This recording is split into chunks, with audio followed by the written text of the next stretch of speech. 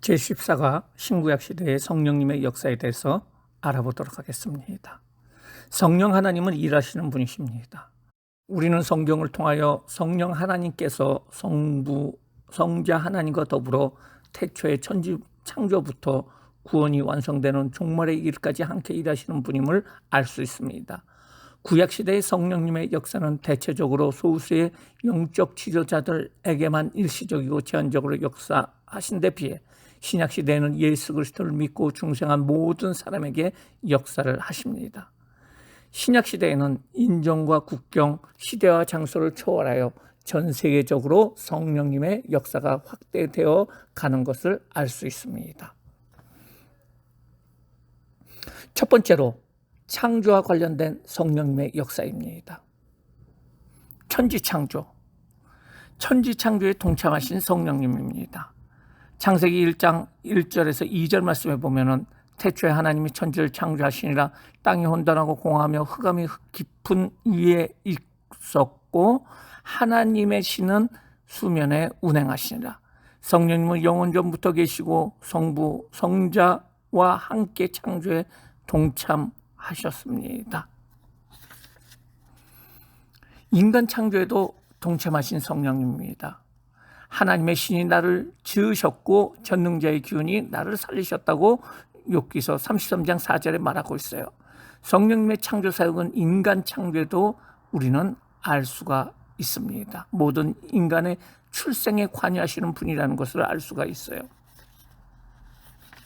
그리고 창조에 관련된 성령님 역사 두 번째는 피조물의 보존을 하신다는 거예요. 성령님께서는 우주 창조에 참여할 뿐 아니라 창조된 우주를 보존하시는 분이시기도 합니다. 우리는 성경을 통해서 이러한 사실을 확인할 수가 있습니다. 시편 104편 30절에 보면 주의 영을 보내어 저희를 창조하사 지면을 새롭게 하시나이다 라고 말하고 있습니다. 성령님께서는 공중의 새와 바다의 물고기와 그리고 땅의 짐승들에게 생명을 주시고 그들의 번식을 통해서 멸종되지 않고 후손들이 이어져 새로운 생명이 보존되도록 하셨다는 것입니다. 두 번째, 성경과 관련된 성령님의 역사입니다. 하나님께서는 당대 사람들뿐 아니라 후대 사람들에게 하나님의 뜻을 알리시기 위해 성령으로 사람들을 감동시키셔서 하나님 말씀을 기록하게 하셨습니다. 성경의 원저자이신 성령님입니다. 성령님은 성경의 원저자이십니다. 왜냐하면 성경은 하나님의 뜻으로 낸 것이 아니라 성령의 감동하심을 입은 사람들이 하나님께로부터 말씀을 받아 기록한 것이기 때문에 그렇습니다. 사무엘하 23장 2절 3절에 보면 여호와의 신이 나를 통하여 말씀하셨다. 빙자하여 말씀하였다라고 말하고 있습니다.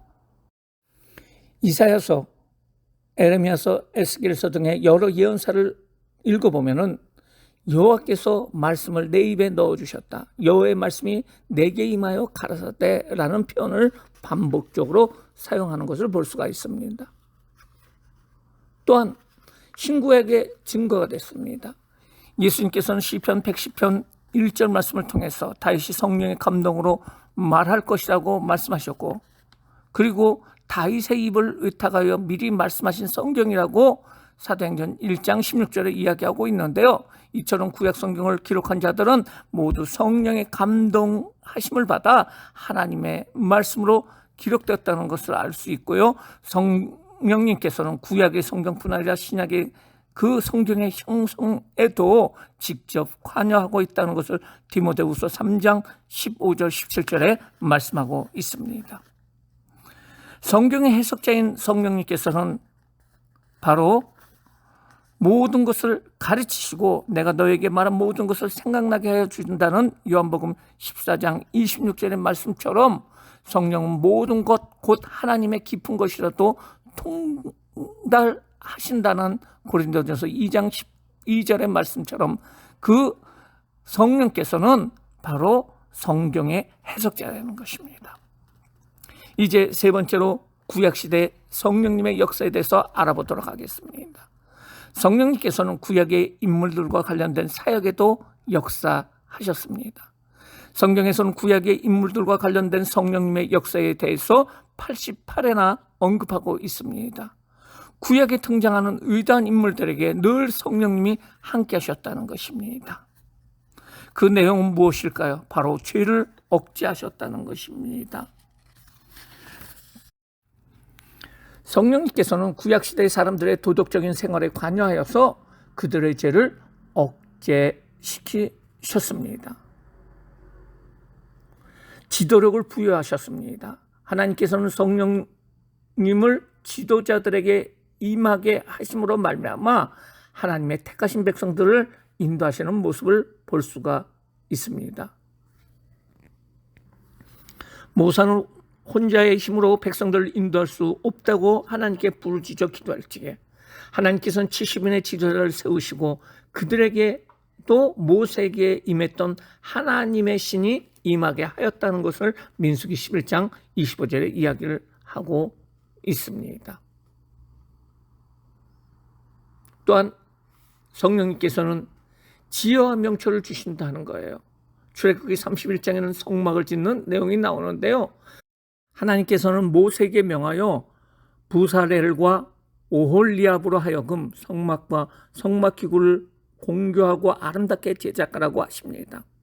하나님께서는 그들에게 하나님의 신을 충만하게 부어주어 지혜와 명철, 지식과 재주가 넘쳐나게 하셨다는 사실을 우리는 알 수가 있습니다.